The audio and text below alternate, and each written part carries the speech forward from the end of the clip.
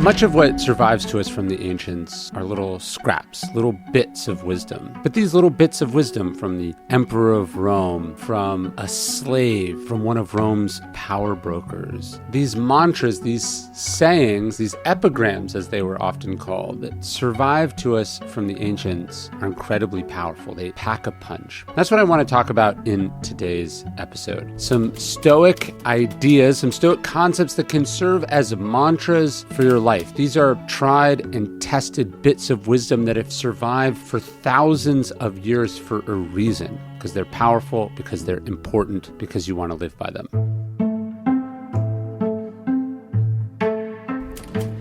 This one's a paradoxical expression. It basically means make haste slowly. And it was a favorite of the Emperor Augustus, who was first known as Octavian. And even the transition from Octavian to Augustus is something that takes time because he's an incredibly disciplined person. He was going places, but he did so slowly, methodically, so no one could ever accuse him of being a revolutionary or a disruptor. He did things calmly.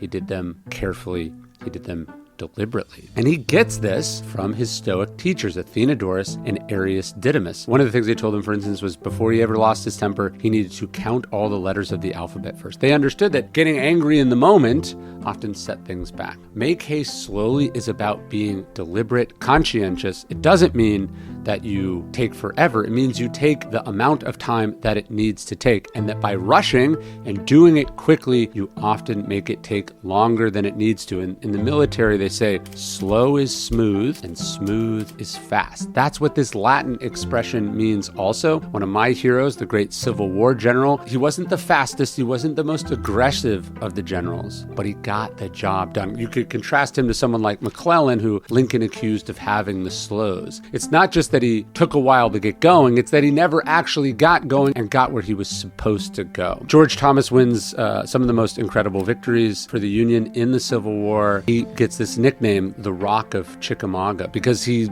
again, once he knows where he's going, once he has his aim, he's not going to be pushed off that. He's not going to be knocked off. Nothing is going to get between him and where he wants to go. So this is an expression about having a sense of urgency, but also being disciplined and responsible. It's energy plus moderation. It's measured exertion. It's eagerness, but reined in with a sense of control. And Suetonius, the Roman historian, which is from whom we hear that this is one of Augustus's favorite expressions, he said that Octavian thought nothing less becoming in a well-trained leader than haste and rashness. Actually, a number of Octavian's other favorite expressions dance around this idea. He says, better a safe commander than a bold, and that is done quickly enough, which is done well enough.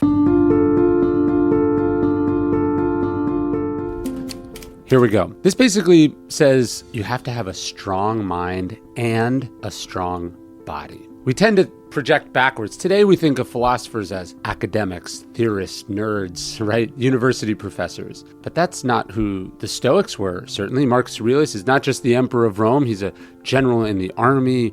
He's trained in wrestling and boxing and hunting. Seneca pushed himself physically. He tried to see how little he could survive on. He did an annual cold plunge. Socrates was renowned not just for his ability to endure winter temperatures and nothing but a thin cloak. He was also, again, a soldier and an athlete. He loved to take long walks. He was active out in the world. Because you have to be. He actually says no citizen has a right to not take care of themselves physically, to not understand what their bodies are capable of. There's a story about Theodore Roosevelt that I tell in The Obstacle is the Way and in Discipline is Destiny. He's a young boy, but he's asthmatic and he's weak, he's frail, and his father comes to him one day and he says, you've got the mind, Theodore, but you don't have the body. And this young kid, who's about 12, he looks at his father and he says, okay, I will make my body. And that's when Theodore Roosevelt embarks on what he comes to call the strenuous life. You can still visit the house he grew up in and see the gym where he made his body. And his sister, who was watching, said this was the first promise that he made to himself. And most importantly, he kept it to himself. That's something Seneca talks about. He says, we treat the body rigorously so that it's not disobedient to the mind. That's what this Latin expression means. That's what this motto is: strong mind and a strong body.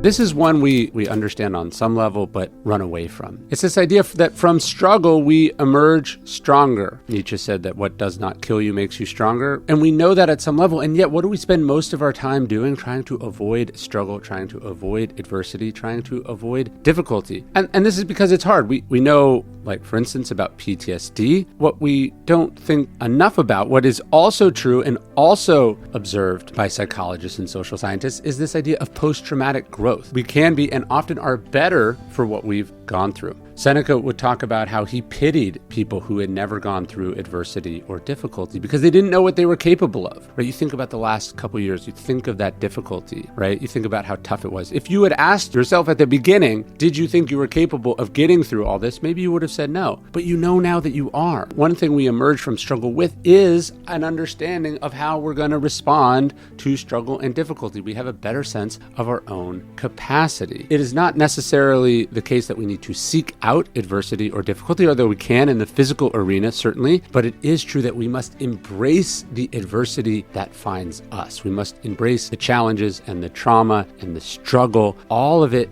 has been chosen for us in some way, and we can choose to be made better for it. It's not just that we accept these struggles that are there. This leads to another great expression. This is kind of a bonus one here, amor fati, which basically means you don't just resign yourself to it, as Nietzsche said, but you embrace it. You love it. Because what other choice do you have? So by deciding to see this as an opportunity, as your fate, as something uniquely suited to you in this moment, you have a chance to really turn it into something. The Stoics wanted to be like that fire, that it doesn't matter what you throw on top of it. As Marcus Aurelius writes, it's turning into flame and brightness and heat. That's how we emerge from the struggle better. It's like a crucible, if you will. That's how we turn what has happened to us into opportunities and fuel. If you watch these videos or you've bumped into me in Austin or come to one of my talks, you've almost certainly seen me in stuff from today's sponsor because I've been wearing it since long before they were a sponsor. I'm wearing stuff from Viore all the time. I like their joggers. I like their running shorts. I like their t-shirts. My wife likes their stuff. I like when my wife wears their stuff because it looks good, it feels good, and it's just awesome whether you're wearing it every day or you need it for performance. Like in my life, I'm writing in the morning, I'm doing a podcast or something on camera, and then I want to jump in the pool with my kids, or I want to go for a bike ride, or I want to go for a run, or I'm getting on an airplane. I don't want to change like a bunch of times. I love that I can use their stuff in all different facets of my life. They just make awesome, versatile, comfortable clothing. Their performance jogger is made from a super soft dream knit fabric, perfect for low impact workouts, traveling, or lounging. Viore is an investment in your happiness. For our listeners, they're offering 20% off your first purchase. Plus, you can enjoy shipping on any US order over $75 and get free returns. Get yourself some of the most comfortable, versatile clothing on the planet at viore.com/dailystoic. That's VUORI.com/dailystoic. There's some exclusions that apply. You can visit the website for full terms and conditions.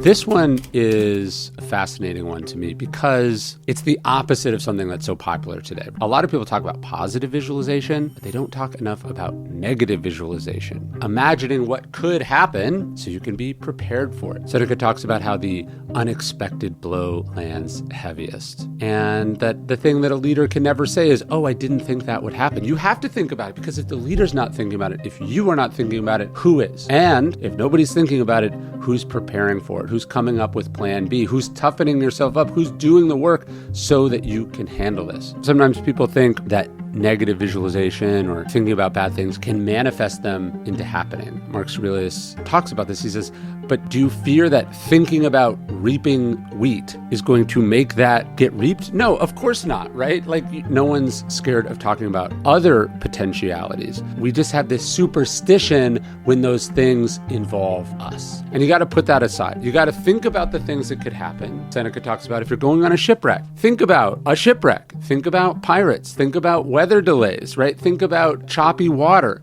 right? What are you going to do if that happens? How are you prepared for that to happen? How can, at the very least, you not be surprised if that does happen? Because it's a very normal thing that happens all the time. And by the way, things that have never happened before, they happen all the time too. So you got to be ready. For the Stoics, the idea was that nothing happens to a wise person contrary to their expectation, because they're not naive. They are aware. They are informed. They have wisdom. And wisdom is a sense of the possibilities in a given exchange, interaction, event, outcome, process. You got to know what could happen, and you got to be ready for that to happen.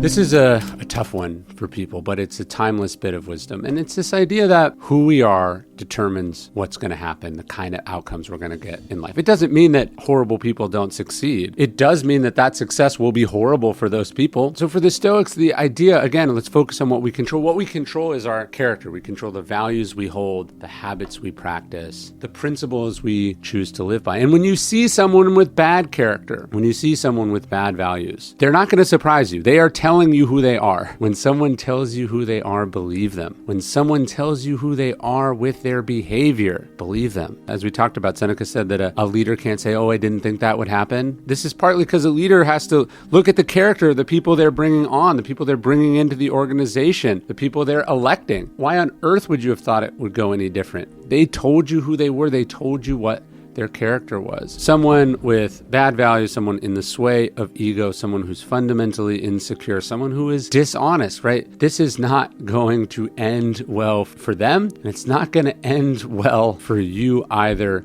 trying to associate with them. There's a story about Musonius Rufus that I like. There was this obnoxious man who was obsessed with money. He gave him some. He gave him a bunch of money, and people said, why would you reward this? And he said, money is exactly what this guy deserves. What Musonius understood was that this wasn't going to change this guy. It was only going to reveal what he already knew about him, and it was probably going to bring about this guy's ruin faster than any kind of difficulty or adversity he could have bestowed on them. Let's look at Marcus Aurelius, right? Absolute power is supposed to corrupt absolutely, but why doesn't that happen for Marcus? And it's because the character that he strove to develop in himself, the character that was inculcated by his mentors and advisors and philosophy teachers, he fought not to be Caesarified, as he said. He fought to be the person that philosophy tried to make him. He wanted that expression, character is fate, to reveal who he actually was. And what we see is that he was fundamentally a good person, not a perfect one, and there were flaws in him, and those were revealed as well, but his character led him to a pretty good fate.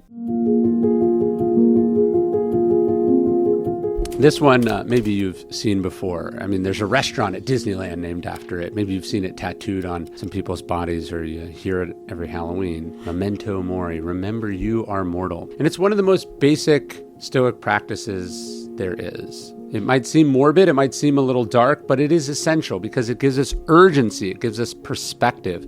Gives us clarity. You could leave life right now, Marcus Aurelius writes in Meditation, let that determine what you do and say and think. That's what memento mori allows us to do. Why do people procrastinate? Why do they put things off? Why do they keep practicing bad habits? Why do they waste time? They do it because they think they have forever, but they don't. Seneca says it's the craziest thing in the world that we waste this precious resource. And he says it's wrong to think of death as this thing in the future. It is not a thing in the future. It's happening right now. He says the time that passes belongs to death. We are dying every minute. We are dying every day. The time you wasted this morning, you'll never get back. The time you spent watching this video, the time I spent making this video, it has to be spent well because we don't get it again. Life is short. You got to live it well. And you got to live it with an awareness of the fact that you do not have forever. None of us do. So I want to end there. These are some of my favorite mantras, Latin and Greek concepts from the Stoics that I think are worth repeating, memorizing, and applying to your daily life. If you want to keep your Stoicism-inspired journey going, sign up for the Daily Stoic email at dailystoic.com/email. It's one Stoic-inspired email every single day. Wisdom to help you with the problems of life, as Stoicism is intended. And you can sign up at dailystoic.com/email. You can unsubscribe whenever you want. I'd love for you to join us.